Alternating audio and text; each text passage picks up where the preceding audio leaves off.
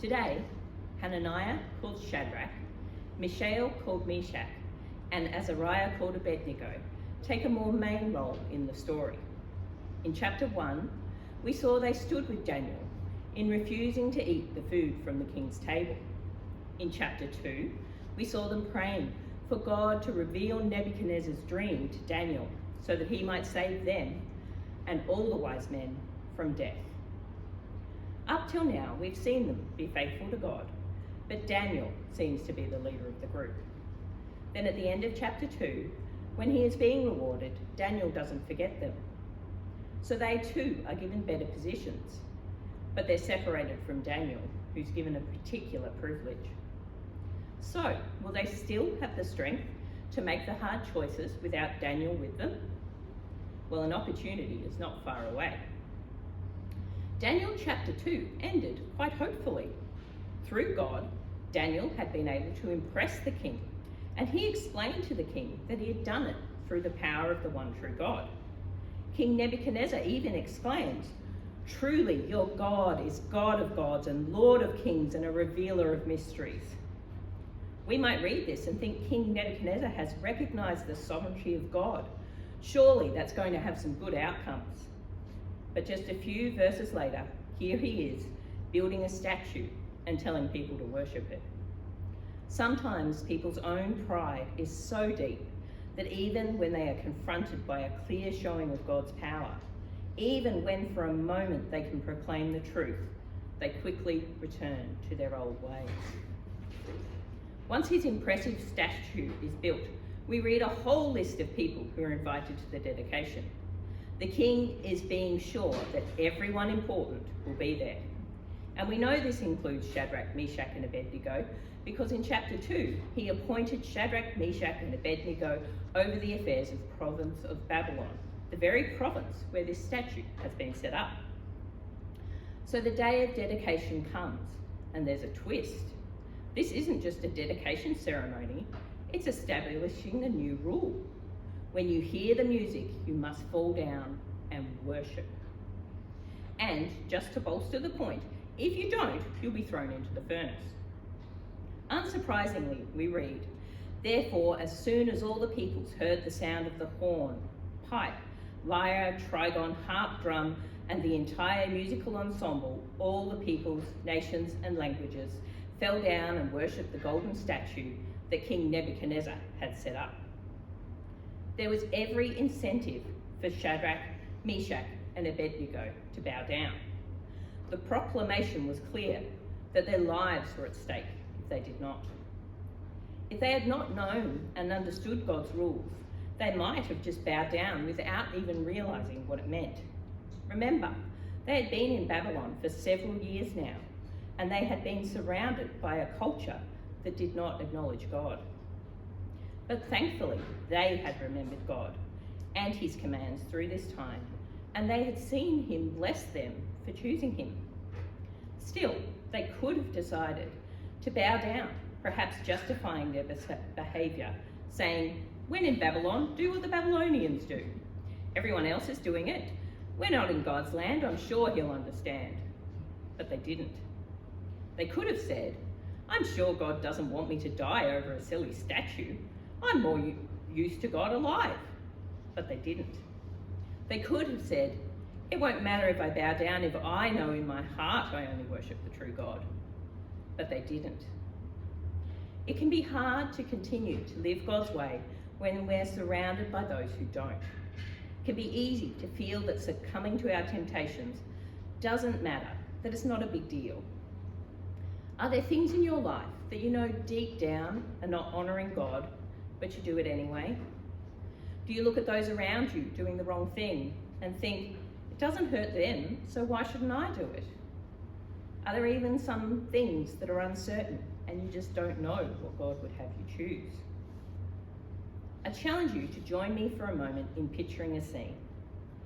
Think about a thing that you're just letting yourself do or that you're really wanting to do. Think about what you get from it. What would that look like as an idol statue? Perhaps you're afraid to speak up about a wrong you see because you want others to accept you. I imagine an idol to acceptance might be a group of people with their arms around each other's shoulders. Perhaps you buy things you don't really need. An idol to things might look like a whole bunch of shopping bags in a huge stack. Perhaps you allow, understandably in this time, stress about money to hold you back or to rob your peace. I imagine an idol to financial security might look like a giant piggy bank. Take some time to picture what the idol of your temptation might look like.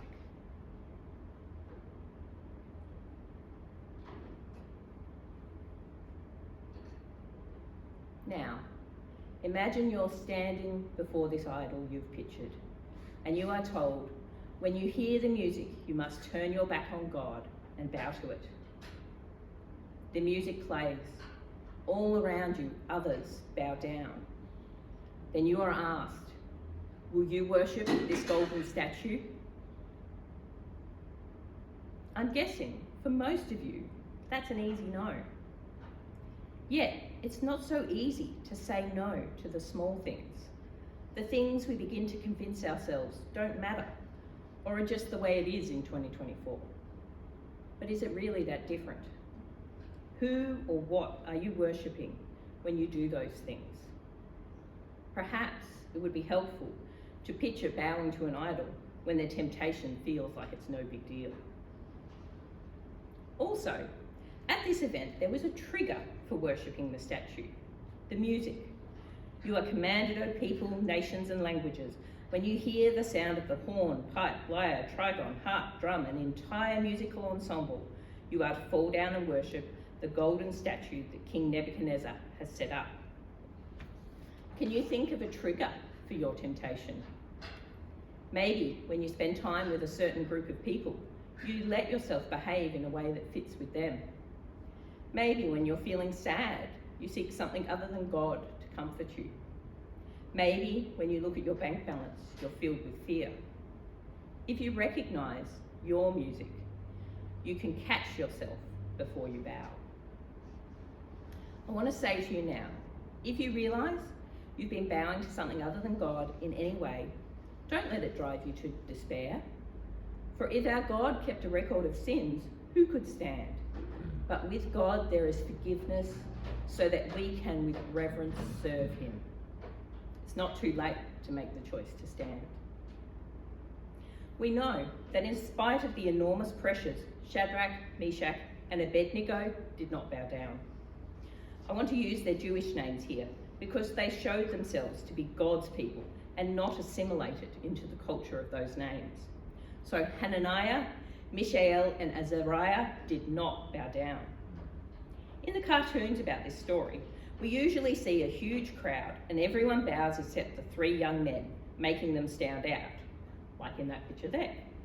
But if we read carefully, we see that it wasn't until the Chaldeans came forward and denounced the Jews that we know they didn't bow with the rest.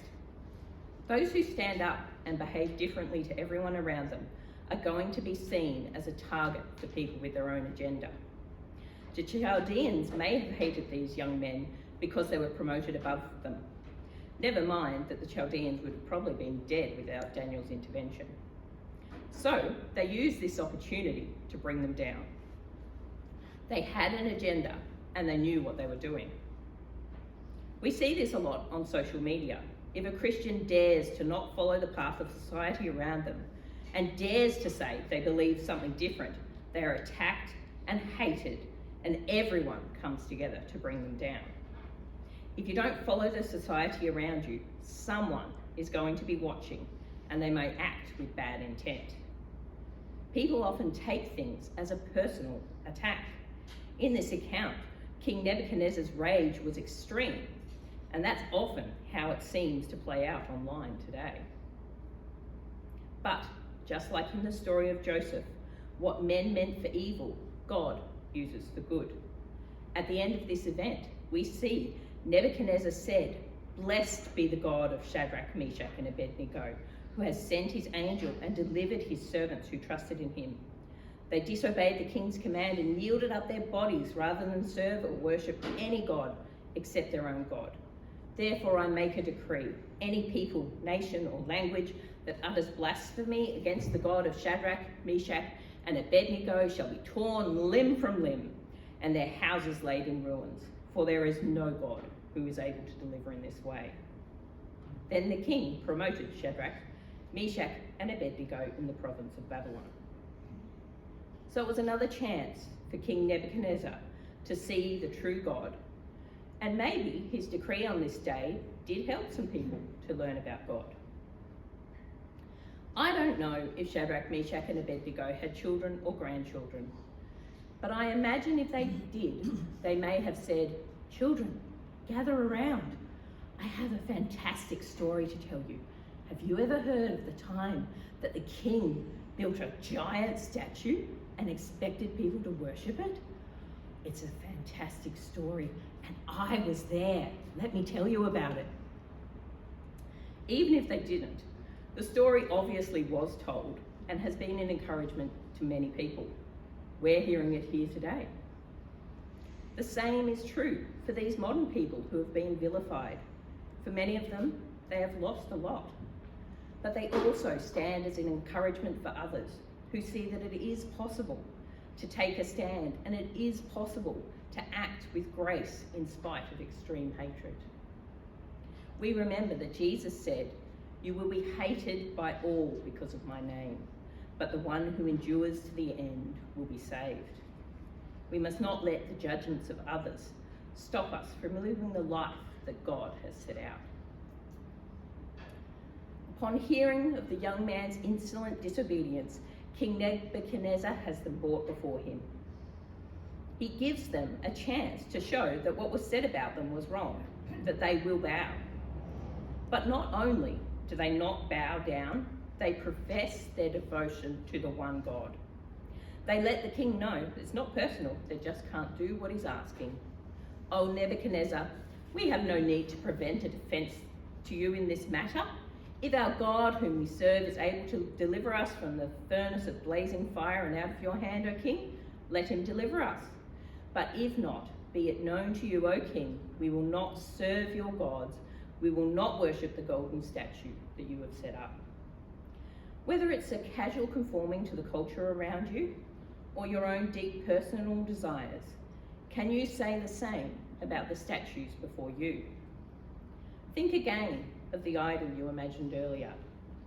Think about what it is that you're trying to escape by bowing to it. If your idol is acceptance, would you be willing to say, "If my God, whom I serve, is able to deliver me from the rejection of others, let him deliver me. But if not, be it known, I will not serve the God of acceptance and I will not worship it." If your idol is things, would you be willing to say, "If my God, whom I serve, is able to deliver me from emptiness, let him deliver me. But if not, be it known, I will not serve the God of things, I will not worship it." If your idol is financial security, would you be willing to say, "If my God, whom I serve, is able to deliver me from poverty, let him deliver me. But if not, be it known, I will not serve the God of financial security and I will not worship it."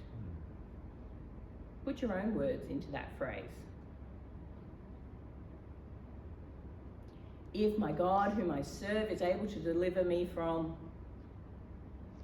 let him deliver me. But if not, be it known, I will not serve the God of, and I will not worship it. There may be consequences if you refuse to bow down. Satan is not going to like it, and he might increase the pressure on you. King Nebuchadnezzar was so furious with Shadrach, Meshach and Abednego that he heated the furnace to a ridiculous heat, so much so that it killed the soldiers that threw them in. I guess no one can say that the furnace wasn't working properly that day. There can be no doubt it was a miracle. Shadrach, Meshach and Abednego were thrown into the fire, but they were not alone. Choosing to obey God may get us thrown into the fire too, but God will be with us. God, in his grace, saved Shadrach, Meshach, and Abednego. But as they stated, they chose him even if he didn't. We may not understand why we're asked to endure the fire for so long, or why it seems to be burning us up. But we can turn to God even in the fire and trust him.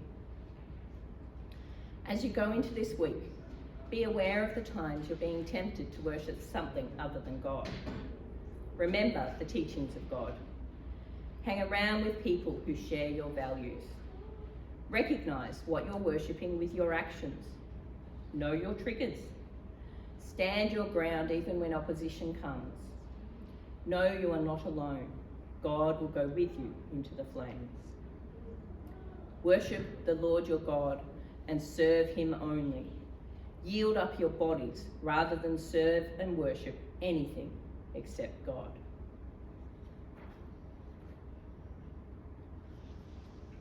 Let us pray.